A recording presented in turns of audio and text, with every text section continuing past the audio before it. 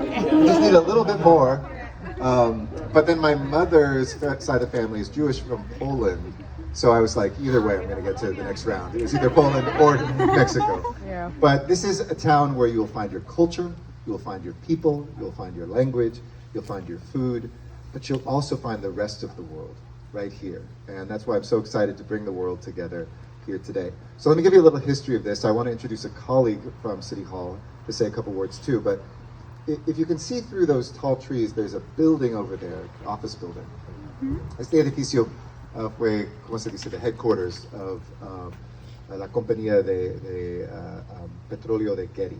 So this was the Getty Oil Corporation headquarters. People don't know this about Los Angeles, but Los Angeles in the 1920s and 30s produced 25% of the world's oil right here. All of this was oil fields. So everybody made fortunes. Long before we were known for Hollywood, this was actually where oil was extracted. And you can still see oil that is being extracted, barracks and drilling that's right next to people's homes, which I hope you'll be happy that Councilmember Price, who I'm going to introduce, and myself, we banned oil drilling for good in Los Angeles this year. So it was a part of the past history, but it has some side effects we've learned about since then. But anyway, the Getty Oil Corporation bought up this whole block. These homes were built. This was originally built by somebody who was one of those oil prospectors, and then a second one who bought the house behind it and made it a full block. And then it was owned by the Getty Oil Corporation, and they wanted to destroy it. The architect is the same architect as the Chinese theater in Hollywood. So Grauman's Chinese, exactly. Very famous on Hollywood Boulevard. But it was 100 years, it's 101 years old this year. And they couldn't knock it down because it was historic. So they rented it out. And there's famous actors like John Barrymore. Some of you may know Drew Barrymore, her drunk grandfather, and other famous people who lived here over the years. And in 1975, this became the official residence of the mayor of Los Angeles, who at the time was our first black mayor. We are now about to have our second black mayor in 12 days get sworn in, and our first woman mayor. So, and obviously our first black woman mayor too. And Tom Bradley lived here with his family for nearly 17 years. In fact, those roses that are against the wall here were planted by his wife Ethel Bradley. And my wife, who so regrets not being able to be here tonight, the amazing First Lady of our city, Amy Elaine Wakeland. She's preparing this move back and forth. Some of you have seen our daughter. Your daughter is here. Yeah, Maya. Maya, are you around? She'll dart in a second, I'm sure. She's having too much fun in the kitchen. We've raised our daughter here and our foster children here, and she turned this, my wife, into really the people's house. Esta es la casa de la gente. We've had probably 30,000 people here. Our first guest was the then Príncipe de España, and soon after leaving Getty House, he became the king. So I'm just saying, good things happen when you come here. You can elevate your status. But we've had heads of state, we've had unhoused residents. I know you learned a lot about homelessness and our fight against homelessness, and we've opened this up to veterans who have been homeless. We've opened this up to a Women and Girls series to talk about gender equity. It was here we released the report that measured in the city of Los Angeles everything from girls versus boys in our youth sports programs to the number of women that we had on our city commissions. And I'm so proud of the collective work of my administration. And there's so many. Raise your hand if you've worked in the administration or been a commissioner in this administration. Thank you all to the folks that have done. Give them a round of applause because they have put gender equity at the center of everything we did here locally. For instance, we've never had more than about 40% of our commissioners. We have almost 300 commissioners that oversee our police department, our airport and our port, our Department of Water and Power. Only about 40% have ever been women. As I leave and give this to a woman mayor, 62% of them will be women. 50% of the general managers, the people in charge of those departments I've appointed, people like Capri Maddox right there, the first head of our Civil and Human Rights Department, are women. And we looked at things like our sports programs, where only 25% of all the participants were girls and 75% boys. And we're hosting the Olympics, as I hope you will all come back at the Paralympics in 2028. And without taking a single spot away from any boy, we achieved gender equity to be able to have 50% now of the participants being girls. So when you're intentional, you can change the world. But we didn't want to do that in isolation because we know there's so much to learn from the world. And we knew that the strength was coming together in the world. So it was my pleasure with this co-founding cities here to co-found change. And I want to thank our funders, Robert Wood Johnson. I want to thank Bloomberg. I want to thank all the folks who kind of said, who we harassed, who we berated, who we said, you've got to do this. And it was actually not a tough sell, because people were saying, this needs to exist in the world. In the same way that there's a network of mayors, C40, that are tackling climate change, migration with the Mayor's Migration Council, the 100 Resilient Cities dealing with resilience. Why aren't we elevating gender equity when there's so much violence against women, there's so much discrimination against women, girls don't get the same starts, the same opportunities. You know, my father spent time in West Africa dealing with the issue of water and raising money for wells. Did a book called Wells Bring Hope. When we look at economic development, we know those things. Just having a well allows girls to not spend the entire day carrying water, and allows women to have micro enterprises, and then they're in charge of the village. Not just equalize, they get to be the bosses, as they should be. When we look at things intentionally and learn from what Tokyo and London, and Buenos Aires, and now Mexico, our chair, Mexico, our sister city, by the way, Mexico City, which we're so proud of. When we look at all the work that Freetown, Cape Town, so many others are doing, there's something to steal. And I always say good mayors borrow, great mayors steal. So find those ideas in these next 2 days of something you're jealous somebody else has, and tell your alcaldesa or your alcalde, your mayor, we don't have a female way of saying mayor, and tell them they got to get it done. And continue to invest in this and expand it so that we can get Chinese and Indian cities. We can look at more cities in the global south. We can look at Oceania. We really need to have this not be just a group of great starters. It shouldn't be an exclusive club. This should be the most open club that we could ever create. That should be the goal if we want to see change to make it happen across the board. So thank you for being angels in the City of Angels while you are here. It gives me such hope looking at you and knowing that I'm going to be mayor for exactly 11 days and about 5 hours, I think. 4.5. No one's counting. Nobody, but who's counting? No one's counting. And somebody asked, is it bittersweet? It's just sweet, because knowing, not that way, but I'm leaving. It's just sweet because there's something, I've always said that exercising true power is knowing what you can give and share, not what you can hold on to and take. And giving power to our first woman mayor who will come behind us, which it's embarrassing that it's taken Los Angeles this long, gives me great hope of where our city will be, the city that my daughter will grow up in, the city that we will create, and the world that we can create together. So, muchísimas gracias por su presencia. Disculpa mi español, no es el español de mis abuelos, pero es suficiente. Y esta es una oportunidad para nosotros encontrar el futuro, escribir los capítulos que necesitamos. Y este libro es un libro fantástico, increíble, and I can't wait to read it. So with that, I want to briefly also introduce a great leader on the international stage and human rights. He oversees our economic development. He was just re-elected. He's an African-American leader of a majority Latino district.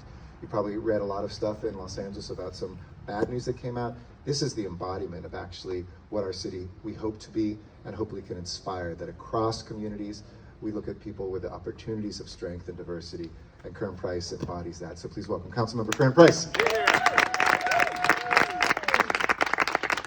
Thank you, Mayor. First of all, let's give it up for the mayor. The mayor, Eric Garcetti, he's been a friend, he's been a colleague, he's been an advocate, and he has really embodied what is LA. I mean, the multicultural, multi-ethnic diversity that has propelled us. I guess now we're at number 3, number 4, whatever it is.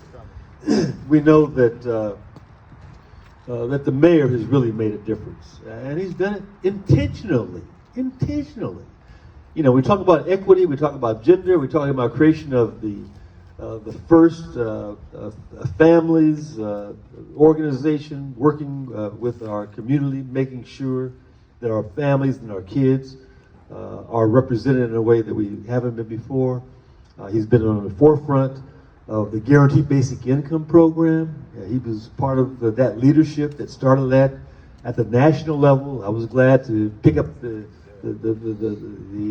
tone at the local level. But he has just led on so many issues, including change, right? Including change.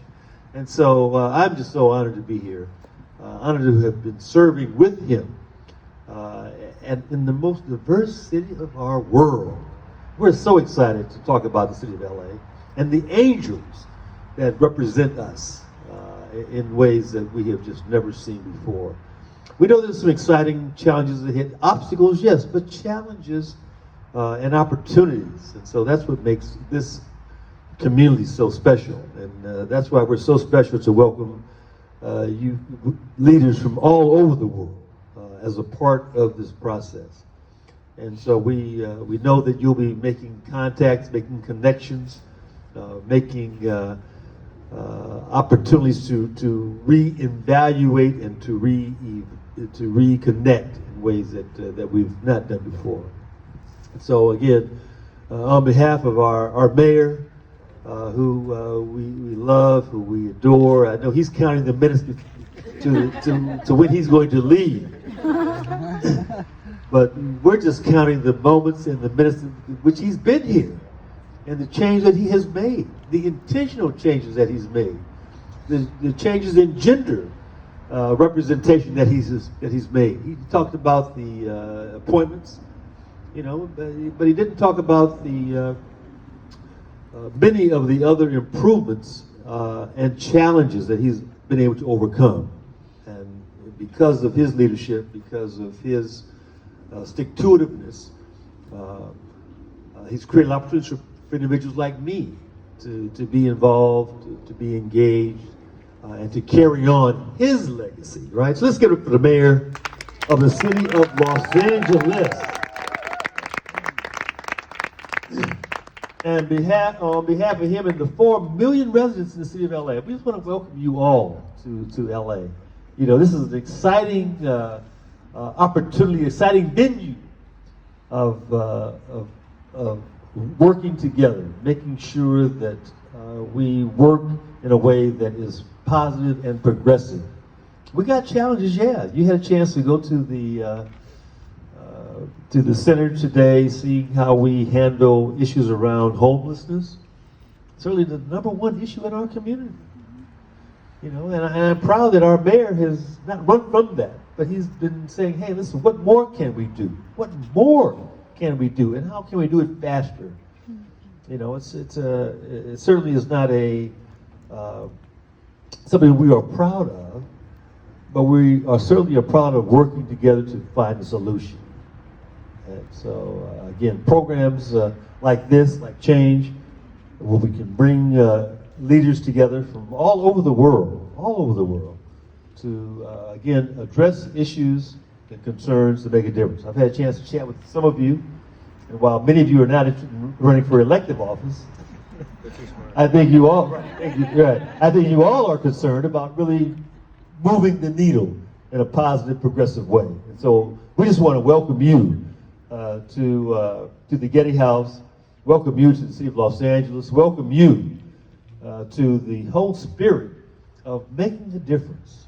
And so again, it's an honor for me to be here with our mayor, to welcome you to the city of Los Angeles, and to encourage you to don't give up. Don't give up. There's a lot we can do, there's a lot we have to do. And if we're serious about working together, creating the kind of positive community experience that's going to really make a difference in the lives of families and kids, right? Families and kids. We talked about the mayor's daughter. You saw her running around here making tacos. Where's Mia? Maya, right? Maya. She's working in the kitchen. Okay, she's working in the kitchen. She's got some other stuff to do. But again, just let me thank, on behalf of the 14 other members of the city council, we just want to welcome you to the city of LA. Welcome you to the mayor's, there she is. Hey, Maya. I think she does. I think she's her daddy's daughter. She knows she wants to say something. Try the tacos, right? Try the tacos.